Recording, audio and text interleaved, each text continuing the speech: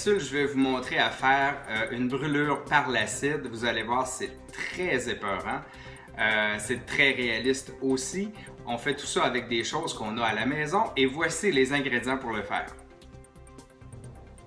Alors, vous aurez besoin de coton-tige, de petits pinceaux, d'un spray pour pouvoir mettre de l'eau, de la peau qu'on a fait dans une autre capsule, du sang qu'on a également fait dans une autre capsule, un peu de couleur que vous pouvez acheter dans un magasin à 1 $, de la vaseline et du sel de fruits Eno.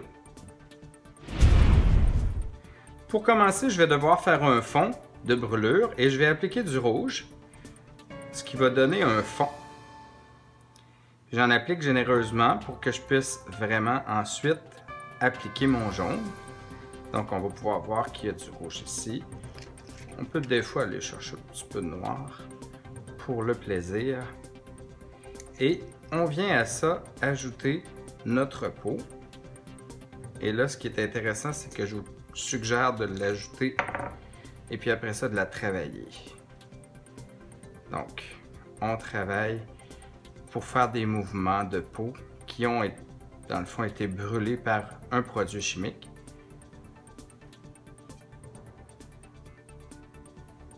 C'est intéressant que le relief soit pas tout pareil, puis que j'ai des trous dedans. Comme ça, je vais pouvoir venir appliquer du sang et donner un effet plus réaliste encore à ma blessure. Ensuite, je vais utiliser le sang qu'on a fait dans une autre capsule, puis je vais venir l'ajouter en gouttes.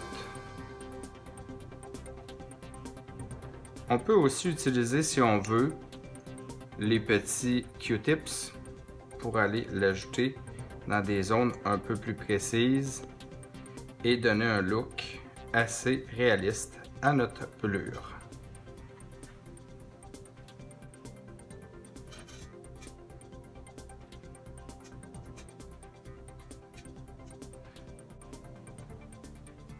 Si vous voulez terminer le tout avec un petit coup de sang un peu autour, ça donne...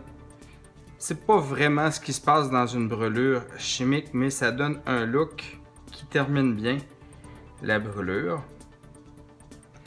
Si vous avez une petite éponge à la maison, pourquoi pas aller un peu effacer nos motifs et rendre le tout un peu plus réel. Pour terminer et donner l'effet spécial, je vais prendre du Eno que je vais venir appliquer sur la brûlure en petites parties. Je fais des zones un peu plus importantes que d'autres.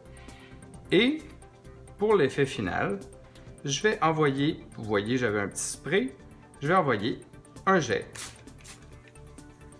Et finalement,